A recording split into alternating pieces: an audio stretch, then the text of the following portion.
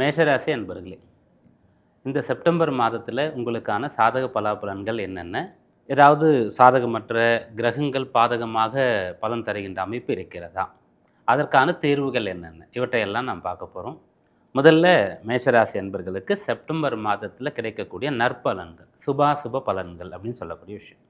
அது என்ன அப்படின்னு பார்த்தா, உங்களுடைய கடன் பிரச்சனையிலிருந்து நீங்கள் மீண்டு வரக்கூடிய ஒரு யோகம் இப்போது இருக்கிறது. உங்கள் ராசிநாதனே ராசிக்கு அஷ்டமாதிபதியாகவும் வரக்கூடிய ஒருத்தராக இருப்பார். அவர் இந்த மாதத்தில் உங்களுக்கு முதல்ல நல்ல நிலையிலையும் அப்புறம் பலம் குறைக்கின்ற ஒரு நிலையிலையும் வரக்கூடிய அம்சம். ரெண்டாவது, சூரியன் 5, 6ஆம் இடங்களில் சஞ்சரிக்கக்கூடிய அம்சம். அதனால் நீங்கள் உங்களுடைய நற்காரியங்களுக்காக, குடும்ப நபர்களுக்காக கடன் வாங்கியிருக்கிறீங்க. கல்வி கடனாக இருக்கலாம், அல்லது சில பேருக்கு மருத்துவ செலவுகளுக்காக எதிர்பாராமல் அதற்காக ஒரு கடன் பட்டிருக்கலாம். அதெல்லாம் அடைக்கிறதுக்கான வாய்ப்பு, சக்தி உங்களுக்கு கிடைக்க போகிறது. இது முதல்ல நல்ல பலன். அப்போது உங்களுக்கு பொருள் வரும், சொத்து ஏதாவது வரும், நீங்கள் கேட்குற இடத்துலேருந்து உங்களுக்கு உதவிகள் கிடைக்கும். அதை கொண்டு உங்களுடைய கடனை அடைக்கலாம். ரெண்டாவதாக, தடை ஏற்பட்ட காரியங்களில் இருந்து அந்த காரிய ஜெயம்னு சொல்லக்கூடிய ஒரு பலன் கிடைக்க போகிறது. காரிய தடை அப்படின்னு சொன்னால், அது ஒரு சொத்து வாங்கிறதுக்காக உங்களுக்கு ஏற்பட்டிருக்கு. ஒரு மனை வீடு வாங்கிறதுக்கான முயற்சி செய்யக்கூடியவர்களுக்கு அது அமையலை. ஒன்று, உங்களுக்கு பிடித்த மாதிரி எதிர்பார்க்கக்கூடிய இடத்துல வாஸ்து சாஸ்திரப்படி மனையோ வீடோ அமையாமல் இருக்கும். அப்படி இருந்தால் இப்போ நல்ல வீடு மனை உங்களுக்கு அமையும். ரெண்டாவது, அப்படி வாங்கிறதுக்கு குடும்ப நபர்கள் எல்லாருக்கும் ஒருமித்த கருத்து வரல. ஒருத்தருக்கு எல்லாம் பிடிச்சிருக்கு, ஆனால் ஒருத்தருக்கு பிடிக்கல அப்படின்ற மாதிரி இருக்குது. அது இப்போ ஃபைனலைஸ் ஆகும். அதன் பிறகு அதற்காக உங்களுக்கு வங்கியில் கடன் அனுமதிக்கணும் இல்லையா, அப்ரூவல் பண்ணணும் இல்லையா, அந்த விஷயங்கள் தள்ளி தள்ளி போயிட்டே இருக்குது. ஏதோ ஒரு ஃபைல் ஏதோ ஒரு டாக்குமெண்ட்டு கேட்டுகிட்டே இருக்கிறாங்க, மீண்டும் மீண்டும் கேட்குறாங்க, எதுவும் வேலை முடிஞ்ச மாதிரி இல்லை அப்படின்னு சொன்னால் இப்போ நடக்கும். அப்போ சொத்து வாங்கக்கூடிய யோகம் இருக்கிறது. மூன்றாவதாக, இந்த மாதத்தில் நோய் தீரக்கூடிய யோகம். யாருக்கெல்லாம் உடல் உபாதை இருக்கிறதோ அதிலிருந்து மீண்டு வர போகிறீங்க. 6ஆம் பாவம்னு சொல்லக்கூடியதில் அந்த எதிர்ப்பு சக்தி அப்படின்னு சொல்லக்கூடிய ஒரு விஷயமானது கிடைக்கும். அந்த 6ஆம் பாவம் இந்த மாதத்தில் உங்களுக்கு கை கொடுக்கக்கூடியதாக இருக்குது. அதனால் நோயிலிருந்து மீண்டு வருவது. அந்த நோய் அப்படின்னு சொல்லும்போது உடலில் ஏற்படக்கூடிய உபாதைகள், நோய்கள். ஒரு சில பேருக்கு விபத்துகள் ஏற்பட்டு அதிலிருந்து மீண்டு இயல்பு வாழ்க்கை வாழ முடியாமல் இருந்தால் அந்த விஷயம் இப்போ சரியாகும். அப்போது நோய் இருந்தால் நோய் தீரும். விபத்தினால் உங்களுடைய இயல்பு வாழ்க்கை பாதிக்கப்பட்டிருந்தால் அதிலிருந்து மீண்டு வரக்கூடிய அளவிற்கு ஆரோக்கியம் சாதகமாக இருக்க போகிறது. இதெல்லாம் இந்த மாதத்தில் நற்பலன்கள். அப்புறம் கல்விக்காக, உத்தியோகத்திற்காக ட்ராவல் பண்ணணும், வெளியூர் போகணும் அப்படின்னு சொன்னால் அதற்கான விஷயங்கள் உங்களுக்கு இப்போது சாதகமாக இருக்கும். வெளியூரில் அல்லது வெளிநாட்டில் ஒருத்தர் இருந்து அவங்க உங்களுக்கு வருவதற்காக உதவிகள் செய்வாங்க அப்படின்ற அம்சம் இருக்கிறது. இதெல்லாம் சாதகமான பலன்கள். கவனமாக இருக்க வேண்டியது என்ன அப்படின்னு கேட்டால், உங்களால் முடியாத ஒரு விஷயம் வேறு ஒருத்தரை நம்பி தான் நீங்கள் செய்ய போகிறீங்க, வேறொருத்தரை நம்பி தான் இறங்குறீங்க. அதை இப்போ செய்யவே கூடாது. அதற்கான காலம் இப்போ கனிந்து வரலை. எதை செய்வதற்கு உங்களுக்கு தெரியுமோ, அனுபவம் இருக்கிறதோ, சக்தி இருக்கிறதோ, அதற்கான ஞானம் இருக்கிறதோ, அதை மட்டும்தான் நீங்கள் இந்த மாதத்தில் பிளான் பண்ணணும். மற்றவர்கள் யாராக இருந்தாலும் அவங்கள நம்பி ஒரு விஷயத்தில் நீங்கள் இறங்கக்கூடாது. இது கவனமாக இருக்க வேண்டியது. இந்த மாதத்தில் மிகச்சிறந்த நல்ல பலன்களை அனுபவிக்கிறதுக்கு, பிரச்சனைகள் எதுவும் ஏற்படாமல் இருக்கிறதுக்கு என்ன பண்ணலாம் அப்படின்னு கேட்டிங்கன்னா, விநாயக பெருமான் வழிபாடு. அவர் எப்படி வழிபடலான்னா, நல்ல சிவந்த அந்த சிவப்பு நிறத்தில் இருக்கக்கூடிய புஷ்பங்களை மாலையாக தொடுத்து அவருக்கு சாத்தலாம். பிறகு ஆஞ்சநேய சுவாமிக்கு செந்தூரம் வைப்போம் இல்லையா, அதை போல் பிள்ளையார் கூட செந்தூர விநாயகர், செந்தூர கணபதினு இருக்கார், அவரை போய் தரிசனம் பண்ணலாம், வழிபாடு செய்யலாம். இதை செய்யும்போது இந்த செப்டம்பர் மாதம் மேஷராசி அன்பர்களுக்கு அனுகூலமாக இருக்கும். ரிஷபராசி அன்பர்கள், செப்டம்பர் மாதத்தில் உங்களுக்கான சாதக பலாபலன்கள், கவனமாக இருக்க வேண்டிய சாதகமற்ற கிரக நிலைகள், இந்த மாதத்தில் உங்களுக்கான அதிர்ஷ்ட ஒரு வழிபாடு, இதெல்லாம் நம்ம பார்க்க போகிறோம். ஃபஸ்ட்டு வழக்கம் போல் நல்ல பலன்கள் என்ன அப்படின்றத பார்க்கணும்.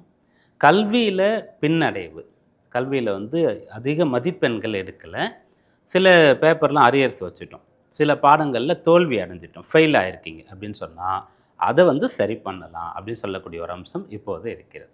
ஃபஸ்ட்டு கல்வி தான். ரிஷபராசியில் இருக்கக்கூடியவர்களுக்கு கல்வி அப்படின்னு சொன்னால் படிக்கிற பிள்ளைகள், பள்ளி கல்லூரி இங்கே படிக்கிறாங்க இல்லையா, இதை தாண்டி ஒரு வேலையை கற்றுக்கிறீங்க, ஒரு தொழிலை கற்றுக்கொள்கிறீர்கள். அப்படின்னு சொன்னால், புது இடத்துல போய் செட் ஆகணும் அப்படின்னு சொன்னால், நீங்கள் புதுசாக ஒரு கல்யாணம், வீடு கட்டுற வேலையை ஆரம்பிச்சிருக்கீங்கன்னா, அதில் என்னென்னலாம் இருக்குது, அதில் எங்கெல்லாம் நம்ம வந்து எதெல்லாம் கரெக்டாக ப்ராப்பராக பண்ணணும் அப்படின்ற ஒரு அறிவுலாம் இருக்குது இல்லையா? நம்ம இப்போ அதெல்லாம் நிறைய ஜெமினி கிட்ட கேட்குறோம், சாட் ஜிபிடியில் கேட்குறோம், யூடியூப்பில் பார்க்குறோம்ல. ஒரு விஷயம் பண்ண போகிறோம், அதை எப்படி நல்லா பண்ணுறது, அதில் என்னென்ன மாதிரிலாம் நமக்கு வாய்ப்புகள் இருக்கிறதுன்னு பார்க்குறோம்ல. இது எல்லாமே கல்வி தான். அப்போ கல்வின்னு சொன்னால் அறிவை வளர்த்து கொள்வது, தெரியாத ஒரு விஷயத்தை தெரிந்து கொள்வது, அந்த அம்சம் சிறப்பாக இருக்கிறது. எதனாலன்னா ராசிநாதன் வலுக்கிறார். ராசிநாதன் பலம் குறைந்து நீச்சமாக இருக்காருன்னு சொல்லி கடந்த மாதத்தில் சொல்லியிருப்போம். அதனால் நீங்கள் கவனமாக இருக்கணும்னு சொல்லிட்டு, இப்போ ராசிநாதனுக்கு பலம் கிடைச்சிருது. அதனால் நீங்கள் உங்களுடைய சொந்த முயற்சியில், உங்களுடைய சுய புத்தியில், அறிவில் நல்லா படிப்பீங்க. உங்கள் வேலையை திறம்பட செய்வீங்க. இது போல் குடும்பத்தில் ஒரு சுப நிகழ்ச்சி எடுத்து பண்ணுறாங்க, வீடு கட்டிகிட்டு இருக்காங்க, ஒரு பிஸ்னஸை வந்து டெவலப் பண்ணுறதுக்காக யோசிக்கிறாங்கன்னா, உங்களுடைய பங்கு அதில் அதிகமாக இருக்கும். அந்த விஷயம் இந்த மாதத்தில் சாதகமாக இருக்குது. அப்போ நீங்கள் அறிவாளியாக திகழ போகிறீங்க. அப்போது திடீர்னு அறிவு வருது அப்படின்னு சொன்னால், அதை வளர்த்து கொள்ளக்கூடிய ஒன்று. 2வது, நமக்கு வந்து சில சமயங்களில் தெரிந்த விஷயத்தை கூட செய்ய முடியாது. ஆனால் சில சமயத்தில் புதுசாக ஏதாவது பண்ணால் கூட ஒர்க் அவுட் ஆகிடும். நமக்கே ஆச்சரியமாக இருக்கும். அதெல்லாம் வந்து நம்முடைய ராசிநாதன் பலமாக இருக்கிறாரா, பலமாக இல்லையா, இதை கொண்டு தீர்மானிக்கப்படுகிறது. அதுபோல் இன்னமும் சில கிரக சேர்க்கைகள் அதை நமக்கு கொண்டு வந்து தருகிறது. இப்போது உங்களுடைய ராசிநாதன் பலமாக இருக்குது. அதனால் கல்வியில் தோல்வியடைந்த பாடங்கள் எல்லாம் நல்லா படிச்சிடுறது, அதுபோல் ஃபெயில் ஆனவங்க பாஸ் பண்ணுறதுக்கு வழியை பார்க்குறது, போட்டித் தேர்வுகளில் உங்களுடைய முழு ஞானத்தையும் வெளிப்படுத்தி வெற்றி பெறுவது, வேலைக்கு இன்டர்வியூ இருக்குதுன்னு சொன்னால், ரிஷபராசி அன்பர்கள் இந்த செப்டம்பர் மாதத்தில் இன்டர்வியூ அட்டன் பண்ணுறீங்க அப்படின்னு சொன்னால், கட்டாயம் நீங்கள் தேர்ந்தெடுக்கப்படுவீங்க. அந்த அம்சம் சிறப்பாக இருக்குது. இதில் ஒன்று, உங்களுடைய பர்ஃபார்மன்ஸ் நல்லாயிருக்கும். அதாவது நீங்கள் எப்படி அதை எதிர்கொள்கிறீங்க, எப்படி அணுகிறீங்க அப்படின்றது நல்லாயிருக்கும். 2வது, உங்களை பார்க்கும்போது உங்களை ஒருத்தர் தேர்ந்தெடுக்கணும் இல்லையா, அவங்களுக்கு நம்பிக்கை வரும். இவரை தேர்ந்தெடுக்கலாம், இவர் கரெக்டான பர்சன் அப்படின்ட்டு. அதுக்கு இந்த சுக்கிரனுடைய பலம் அப்படின்னு சொல்லக்கூடியது உங்களுக்கு இருக்கிறது. திருமண விஷயங்கள் கைகூடும். திருமணமான தம்பதிகளுக்கு புத்திர பேறு அப்படின்னு சொல்லக்கூடிய ஒரு வரம், ஒரு பாக்கியம், அந்த அம்சம் சிறப்பாக கிடைக்கிறதுக்கான யோக பலன் இருக்கிறது அப்படின்னு சொல்லலாம். பிறகு உங்களுடைய பூர்வீகம் சம்பந்தமான ஒரு யோகம், பூர்வீகத்தில் இருக்கக்கூடிய சொத்தை அனுபவிக்கிறது. அது ஒரு கட்டிடமாக வீடாக இருக்குது அப்படின்னு சொன்னால் அதை புதுப்பிக்கிறது. அந்த பூர்வீகத்தில் இருந்த சொத்து எல்லாமே போயிருச்சு அப்படின்னு சொன்னால் அந்த இடத்துல புதுசாக போய் ஒரு சொத்து வாங்கிறது. இப்படிப்பட்ட அம்சம் உங்களுக்கு சாதகமாக இருக்குது. இதெல்லாம் இந்த செப்டம்பர் மாதத்தில் ரிஷபராசி அன்பர்களுக்கு அனுகூலமான பலன்கள். கவனமாக இருக்க வேண்டியது என்ன அப்படின்னா, வேகம் இருக்கக்கூடாது. உங்களிடத்தில் விவேகம் மிகுந்து இருக்கணும். பதட்டம், அவசரம் அப்படின்னு சொல்கிறோம் இல்லையா, அந்த விஷயம் முற்றிலும் இருக்கக்கூடாது. சடன் டிசிஷன்ஸ் எடுக்கிறது, அப்புறம் கோபப்படுறது, கோபமாக இருக்கும்போது நம்ம பேச்சினாலேயோ நம்முடைய ஒரு முடிவு எடுக்கிறதுனாலையோ பின்னாடி ஃபீல் பண்ணுறது அப்படின்ற ஒரு விஷயம், அதை வந்து கட்டாயம் நீங்கள் தவிர்க்கணும். 3ஆம் பாவம் அப்படின்னு சொல்லக்கூடியது நம்முடைய தைரியஸ்தானம்னு சொல்லணும். அங்கே வந்து ஒரு கிரகம் பலம் குறைந்து இருக்கும்போது நமக்கு வந்து தைரியமற்ற நிலை வந்துடும், அல்லது அதிகுருட்டு தைரியஸ்தானம்னு அதுக்கு ஒரு பேர் இருக்குது. அப்போது பின்விளைவே தெரியாமல் எதை பற்றியுமே யோசிக்காமல் ஏதாவது பேசிடுறது, பண்ணிடுறது. இதில் கவனமாக இருக்கணும். சகோதரர்களிடத்தில் அன்பாக இருக்கணும். இப்படிப்பட்ட விஷயங்களை கடைபிடிச்சா போதுமானது. இந்த மாதம் சிறப்பாக இருக்கிறதுக்கு உங்களுக்கான வழிபாடு என்ன அப்படின்னு பார்க்கும்போது, உங்களுடைய குலதெய்வ கோயில் பக்கத்தில் இருக்குதுன்னு சொன்னால் அங்கே போயிட்டு வாங்க. இல்லை ரொம்ப தொலைவில் இருக்குது, இப்போதைக்கெல்லாம் போகிற மாதிரி பிளான் பண்ண முடியாதுன்னு சொன்னால், அந்த குலதெய்வத்தை காலையில் எழுந்தவொன்னே முதல்ல வழிபாடு செய்யுங்க.